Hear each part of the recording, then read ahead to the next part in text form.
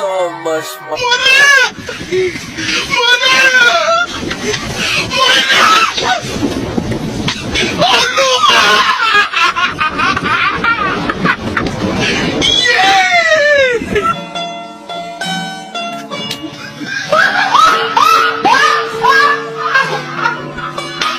Are you ready, kids? Aye, aye, Captain! I can't hear you! Aye, aye, Captain! Oh!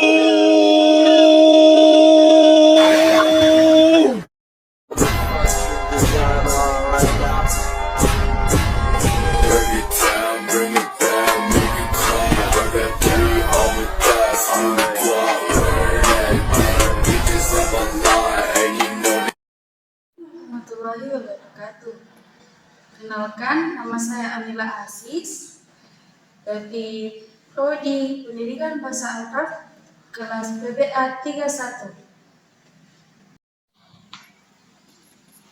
Baik, saya akan menjelaskan sedikit mengenai materi filsafat pendidikan. Nah, yang pertama itu pengertian filsafat. Filsafat pendidikan berasal dari dua kata, yaitu filsafat dan pendidikan. Berasal dari bahasa Yunani, filsafat sendiri philos yang artinya kecintaan dan sophia artinya kebijaksanaan. Jika ditetapkan dalam pendidikan, maka lahirlah yang disebut dengan filsafat pendidikan, yang artinya adalah sebuah ilmu filsafat yang berfokus pada bidang pendidikan. Adapun tujuan mempelajarinya, menurut AMKA pada tahun 2019, tujuannya adalah yang pertama, dengan berpikir filsafat, seseorang bisa menjadi manusia lebih mendidik dan membangun diri sendiri.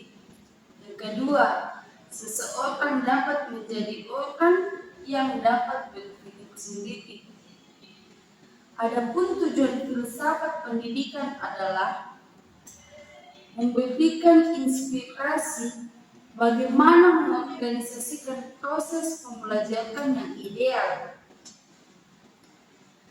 Adapun manfaat mempelajarinya yaitu yang pertama, menjadi salah satu landasan dalam perkembangan ilmu pendidikan.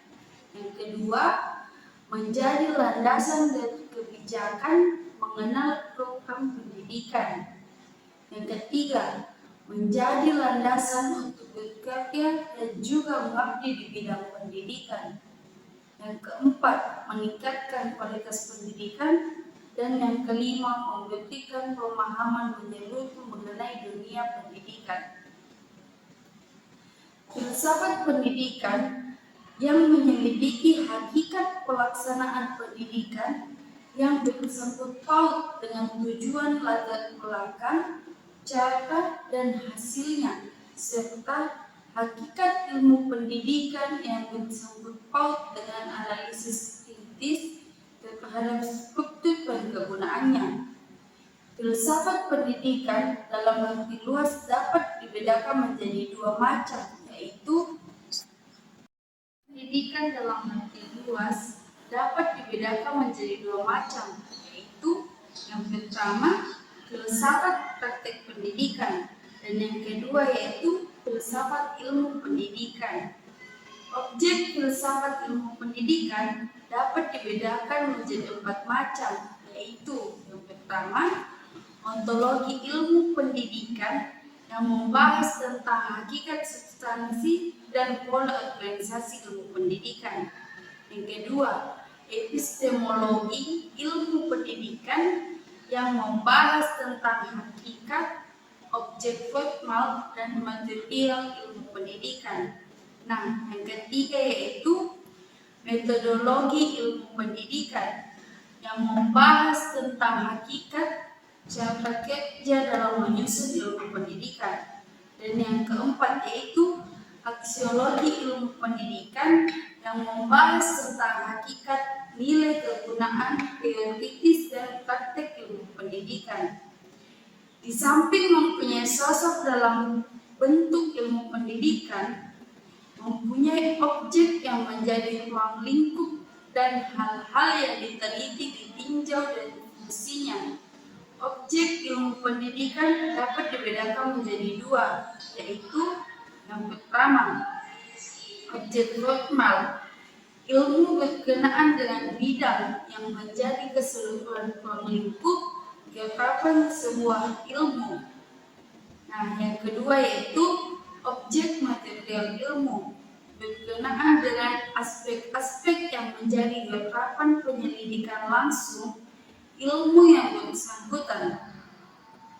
Ivan Illich berpendapat bahwa suatu sistem pendidikan yang baik harus mempunyai 3 tujuan, yaitu yang pertama, memberi kesempatan kepada semua orang untuk bebas dan mudah memperoleh sumber belajar pada setiap saat.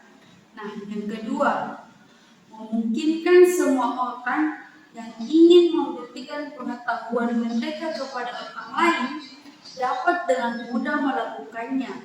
Demikian pula bagi yang ingin mendapatkannya. Nah, yang ketiga, menjamin tersedianya masukan umum yang berkenaan dengan pendidikan. Menurut pasal 11 ayat 1 Undang-Undang Nomor 2 Tahun 1989, jenis pendidikan yang termasuk jalur pendidikan sekolah terdiri atas pendidikan umum, pendidikan kejuruan, pendidikan luar biasa, dan yang lain-lain.